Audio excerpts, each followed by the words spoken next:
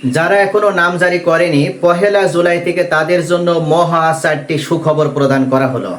অর্থাৎ এখন থেকে যে সমস্ত ভূমি মালিক বিভিন্ন কারণবশত ওজোরবশত তারা নামজারিটা করেনি, অবশেষে সরকারের পক্ষ থেকে তাদের জন্য এই সুখবর প্রদান করা হলো এবং পহেলা জুলাই থেকে তারা এই 4টি সুবিধা পাওয়ার মাধ্যমে নামজারি করে নিতে পারবে। গতকালকের ভিডিও আমি দেখিয়েছিলাম যে কিভাবে পহেলা জুলাই থেকে যারা নামজারি করেনি তাদের জন্য নতুন ডকুমেন্টসগুলো ব্যবহার করে নামজারি করে নিতে হবে।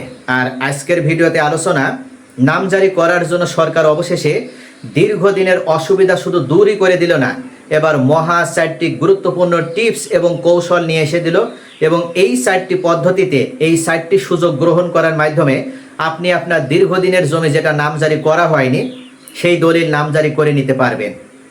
প্রথমে একটি বিষয় আমাদের জানতে হবে, নামজারি কি সাধারণত কুরাই সূত্রে মালিক হলেই করতে হয় নাকি অন্যভাবে যারা মালিকানা লাভ করে তাদের জন্য নামজারিটা বাধ্যতামূলক?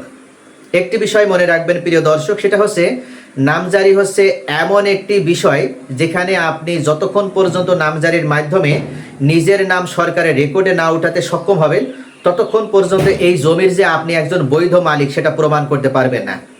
কুরাই সূত্রে যারা মালিকানা লাভ করে তারা কিন্তু সাব রেজিস্ট্রার কার্যালয় থেকে আঞ্চলিকভাবে মালিকানার একটা বৈধতার হিসেবে প্রমাণপত্র হিসেবে দলিল পেয়ে থাকে, কিন্তু সরকারের যে রেকর্ড বই সে রেকর্ড বইয়ে পূর্বের মালিকের নামই ততক্ষণ পর্যন্ত থাকবে যতক্ষণ পর্যন্ত না আপনি নামজারি না করছেন।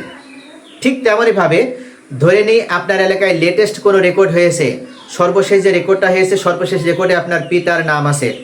এখন আপনার পিতা মারা গিয়েছে, আপনি বা আপনার অন্য যে সহ অংশীদার আছে যারা উত্তরাধিকার সূত্রে মালিকানা লাভ করেছেন, আপনারা চাচ্ছেন যে এই জমি আপনাদের নিজেদের নামে নামজারি করে নেবেন বা আপনারা মালিক হয়ে জমি বিক্রয় করবেন অথবা এই জমির খাজনা প্রদান করবেন। তো এটাও যদি আপনারা মনে করেন নিজেদের নামে করে নেবেন, তাহলেও আপনাকে কিন্তু ওই সর্বশেষ যে রেকর্ডে আপনার পিতার নাম আছে ওই রেকর্ডটা সংশোধন করে নিজেদের নাম সেখানে বসাতে হবে। আর এই নাম বসানোর যে প্রক্রিয়াটা নতুন করে মালিক হওয়ার যে প্রক্রিয়াটা, মালিকানা লাভ করার যে প্রক্রিয়াটা সরকারিভাবে, এটাই হচ্ছে নামজারি, যেটাকে আমরা ইংলিশে মিউটেশন বলি। তো এই নামজারি করতে হলে অবশ্যই একজন ভূমি মালিককে নতুন করে যে ডকুমেন্টসগুলো বা পূর্বের যে অনেকগুলো ডকুমেন্টস নিয়ে যাওয়ার দরকার হতো এসিল্যান্ড সাহেবের কাছে, এত ডকুমেন্টস আপনার প্রয়োজন নেই। গতকালকের ভিডিওতে আমি আলোচনা করেছি এই ডকুমেন্টসগুলো আপনি সঙ্গে নিতে পারলেই আপনি নামজারি করে নিতে পারবেন। গতকালকের ভিডিওতে আমি আলোচনা করেছিলাম যে কিভাবে নতুন নিয়মে নামজারি করার জন্য আপনার যে ডকুমেন্টসগুলো প্রয়োজন হবে, আর কিছু ডকুমেন্টসগুলো আছে যেগুলোর কোনো প্রয়োজনীয়তা নেই, অর্থাৎ এই বাড়তি ডকুমেন্টসগুলো আপনার নিয়ে নামজারির জন্য কোনো ধরনের আবেদন করতে হবে না। তো সব মিলিয়ে এখন আপনি যখন নামজারির জন্য পদক্ষেপ গ্রহণ করবেন তখন অবশ্যই আপনি কুরাই সূত্রে মালিক হতে হবে 1 নম্বর শর্ত অনুযায়ী, আর 2 নম্বর শর্ত অনুযায়ী আপনাকে অবশ্যই উত্তরাধিকার সূত্রে আপনি মালিকানা পেয়েছেন বা আপনি উত্তরাধিকার সূত্রে মালিক, এই কন্ডিশন আপনাকে পূরণ করতে হবে। অনেক সময় কোর্টে আপনার মামলা করার মাধ্যমেও অনেকেই আসে ডিক্রি লাভ করে, অর্থাৎ কোর্টের মামলার মাধ্যমে যারা জয়লাভ করে মালিকানা পেয়েছে তাদেরকেও ওই ডিক্রিটা অনুযায়ী যেটা দলিল হিসেবে কাজ করবে ওই দলিল অনুযায়ী নামজারির জন্য আবেদন করতে হবে। তামাদি আইনের যে 28 ধারা আছে, তামাদি আইনের 28 ধারা অনুযায়ী অনেক ভূমি মালিক আছে তারা অ্যাডভান্স পজেশনের ভিত্তিতে এই মালিকানাটা লাভ করতে পারে, কিন্তু বাংলাদেশের বর্তমান প্রেক্ষাপটে অ্যাডভান্স পজেশনের মাধ্যমে মালিকানা লাভ করাটা এত সহজ কোনো বিষয় নয়। জমির মূল্য এখন অনেক বেশি, কেউ চাইলেও কোনো ব্যক্তি তার জমি কিন্তু একটানা 12 বছর এমনিতেই কাউকে শান্তিপূর্ণভাবে দখল করতে দেবে না বা বসবাস করার সুযোগ দিবে না। পূর্বে এটা হয়েছে জমির সাধারণত খাজনা দিলেই মালিকানা লাভ করা গিয়েছে, এই সুযোগ ছিল, কিন্তু সত্যিকার অর্থে জমির মূল্য বৃদ্ধি হওয়ার পর থেকে এখন আর কেউ কারো জমি পরিত্যক্ত অবস্থায় ফেলে রাখতে চায় না। আর এই কারণে অ্যাডভান্স পজিশনের ভিত্তিতে মালিকানা লাভ করার যে সুযোগটা সেটা যেন চিরতরে বন্ধ হয়ে গেছে। তারপরও সতর্ক থাকতে হবে, সাবধান থাকতে হবে। অনেকেই আসে এই বিষয়টি জানে না, তাদেরকে এই বিষয়টি ওয়াকিবহাল করতে হবে। অ্যাডভান্স পজিশন বলতে কোনো ব্যক্তি যদি ব্যক্তি মালিকানাধীন জমি শান্তিপূর্ণভাবে একটানা 12 বছর দখলে রাখতে পারে এবং সেই জমি একটানা 12 বছর দখলে রাখার পর যদি সে কোর্টের দ্বারস্থ হয়ে উল্লেখ করে যে আমি এই জমির মালিক হতে চাই এবং খাজনা প্রদান করতে চাই, তাহলে কোর্ট থেকে তদন্ত সাপেক্ষে যদি এটা প্রমাণিত হয় যে ওই ব্যক্তি কোনো বাধা ছাড়াই শান্তিপূর্ণভাবে ভোগ দখলে আসে, এমনকি নিকটতম প্রতিবেশী যারা আছে তারাও যদি এক্ষেত্রে তার পক্ষে সাক্ষী দেয় যে হ্যাঁ আমরা দেখছি দীর্ঘ 12 বছর এই ব্যক্তিরা জমি ভোগ দখলে আসে, তাহলে কিন্তু ওই জমি ওই ব্যক্তি নিজের নামে কোর্ট থেকে ডিক্রির মাধ্যমে নিজের বলে তারা একটা ডিক্রি গ্রহণ করতে পারবে বা কোর্ট থেকে একটা রায় নিতে পারবে। তো এইভাবে যে তামাদি আইনের 28 ধারা অনুযায়ী মালিকানা হস্তান্তর করা হয়, এটাই মূলত অ্যাডভান্স পজিশনের ভিত্তিতে হয়ে থাকে। তো অবশেষে এই সুযোগটা আমরা আর কাউকে দেব না। সত্যিকার অর্থে এই সুযোগটা পূর্বে পেলেও এখন আর সহজে কোনো ভূমি মালিক কাউকে দিতে চায় না। তবে এখন এই অ্যাডভান্স পজিশনটা যদি আমরা বাদ দিয়ে দিই, তাহলে অন্য যে দুইটা পদ্ধতি, এই দুইটা পদ্ধতিতে আপনাকে নামজারি করতে গেলেই পদে পদে হয়রানিতে পড়তে হয়, চরমভাবে ভোগান্তিতে পড়তে হয়। তো 1 জুলাই থেকে যারা নামজারি করেনি, এখনও যারা নামজারি করতে পারেনি, তাদের জন্য আসলে যে 4টি সুখবর, সেই 4টি সুখবরের ভিতরে 1 নম্বর যে সুখবরটি হচ্ছে সেটা হচ্ছে, আপনি যদি সাব কবলা দলিল অনুযায়ী মালিকানা পেয়ে থাকেন, অর্থাৎ আপনার যদি একটা বিক্রয় কবলা দলিল থাকে, যে কবলা দলিলের ভিত্তিতে আপনি মালিকানা লাভ করেছেন, তাহলে কিন্তু খুব সহজেই আপনি এখন নামজারি করে নিতে পারবেন।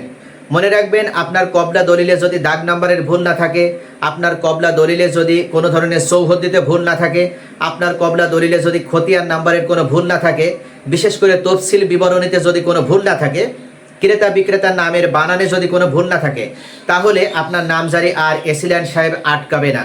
আপনি নামজারির জন্য আবেদন করবেন, জাস্ট কবলা দলিলটা আপনারা দেখাবেন, সেটা অরিজিনাল হোক আর সার্টিফাইড কপি হোক, আপনাকে নামজারি প্রদান করা হবে এবং এই সুবিধাটা প্রদান করা হয়েছে। এবং সবথেকে গুরুত্বপূর্ণ সুবিধা হচ্ছে 1170 টাকায় সরকার নির্ধারিত এই ফি, এই টাকার ভিতরে আপনারা নামজারি করে নিতে পারবেন। একটা টাকাও যদি বাড়তি কোথাও প্রদান করেন, তাহলে সেজন্য আপনি নিজে দায়ী হবেন। মনে রাখবেন, আপনার দলিলের কোনো ত্রুটি থাকলে সেই ত্রুটি দূর করার দায়িত্ব এসিল্যান্ডের। আপনি এসিল্যান্ড সাহেবের সাথে যোগাযোগ করবেন, এসিল্যান্ড মহোদয় আপনার এই দলিলে কোথায় ত্রুটি আছে সেটা ফাইন্ড আউট করে দেবে এবং আপনাকে নির্দিষ্ট করে জানিয়ে দেবে যে এই কারণে আপনার নামজারি দেওয়া হলো না। পরবর্তীতে আপনি আবার যখন নতুন করে আবার রিঅ্যাপ্লাই করবেন, সেই বা রিঅ্যাপ্লিকেশন করবেন, সেই সময় আপনার ওই ভুলটা বা সেই ত্রুটিটা সংশোধন করে আপনি আবেদন করবেন, এসিল্যান্ড সাহেব আপনার নামজারি দিতে বাধ্য থাকবে। দ্বিতীয় পর্যায়ে আপনাকে যে সুবিধাটা দেওয়া হয়েছে সেটা হচ্ছে, যদি আপনার এমন কোনো দলিল থাকে যেটা হেবা দলিল বা অন্য কোনোভাবে দানপত্র দলিল পেয়েছেন, যে দলিলটা বৈধভাবে, অর্থাৎ আপনার উত্তরাধিকার সূত্রে অন্য কারোর সেখানে বাধা বা এমন কোনো বিপত্তি নেই, যে দলিলটা পেয়েছেন আপনারা সজ্ঞানে, এমনকি আপনার পিতা বা আপনার মাতা আপনাকে হেবা করে দিয়েছে, তাহলে কোনো অসুবিধা নেই, এই দলিলের ভিত্তিতে আপনারা নামজারি করে নিতে পারবেন। এছাড়া গুরুত্বপূর্ণ আরেকটা পয়েন্ট, যে সুবিধাটা বর্তমান সরকারের পক্ষ থেকে 1 জুলাই থেকে আপনাদের জন্য প্রদান করা হয়েছে, সেটা হচ্ছে আপনাদের নামজারি আবেদন 28 কর্মদিবসের ভিতরে শেষ হবে।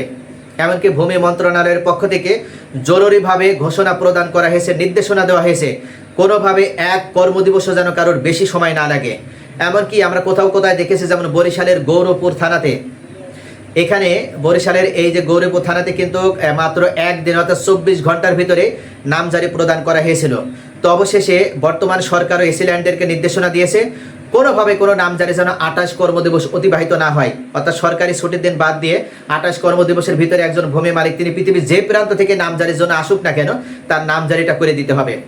তো এই সুবিধা সরকারের পক্ষ থেকে প্রদান করা হয়েছে।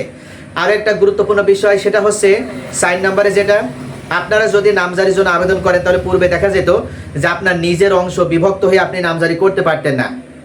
যৌথ খতিয়ানের অংশীদার আপনি বা একসাথে অনেকগুলো অংশীদার মিলিয়ে বা সহ অংশীদারের ভিত্তিতে আপনারা মালিকানা লাভ করেছেন, আপনারা কোনোভাবে যৌথ খতিয়ানের ভিত্তিতে বা ওয়ারিশান সম্পত্তিতে নামজারি করে নিতে পারতেন না। তো এক্ষেত্রে আপনাদের সুবিধা দেওয়া হয়েছে, এখন বন্টনামা দলিল প্রয়োজন হবে না, বাটোয়ারা দলিলের কোনো দরকার নেই।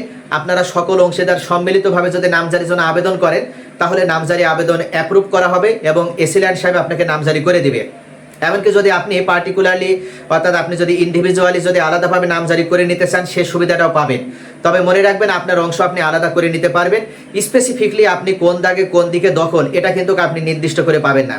তো এইভাবে আপনি নামজারি করে নিতে পারবেন। এবং ফাইনালি 4 নম্বরে যে সুবিধা প্রদান করা হয়েছে, সেটা হচ্ছে অর্পিত সম্পত্তি বা খাস জমি যদি কারোর দাগে থাকে বা দলিলে থাকে, তাহলে তাদেরকে নামজারি আগে রিজেক্ট করে দেওয়া হতো, অর্থাৎ কোনোভাবে নামজারি দেওয়া হতো না। তো এখন আপনি চাইলে নামজারি করে নিতে পারবেন। সরকার একটা দারুণ সুবিধা প্রদান করে দিয়েছে, আপনাদের জমি যদি খাস জমি আপনার দলিলে কিছু পরিমাণ থাকে, অর্পিত সম্পত্তি থাকে, তাহলে সেটা আলাদা করে নিয়ে নামজারি করে নেওয়ার একটা সুযোগ আছে। এই সম্পর্কে আজকের এই ভিডিওতে আমি যদি আলোচনা করি, তাহলে ভিডিওটি অনেক বড় হয়ে যাবে, লং হয়ে যাবে। এই সম্পর্কে প্রয়োজনে আগামীকাল অথবা পরের কোনো একটি ভিডিওতে আলোচনা করব, যে কিভাবে সরকারি সুবিধা প্রদান করেছে, যেখানে আপনি আপনার খাস জমি বা অর্পিত সম্পত্তি নামজারি করে নিতে পারবেন এবং কোনো ধরনের কোনো অসুবিধা ছাড়াই। তো প্রিয় দর্শক, 1 জুলাই থেকে যারা নামজারি করেনি, তাদের জন্য সরকারের পক্ষ থেকে অবশ্যই এই সুবিধা প্রদান করা হয়েছে। আপনারা 1 জুলাই থেকে এই সুবিধাগুলোর আলোকে আপনাদের জমি দীর্ঘদিন যে সমস্যার কারণে নামজারি করেননি, এখন আপনারা সমস্যা ছাড়াই হয়রানি মুক্তভাবে নামজারি করে নিতে পারবেন।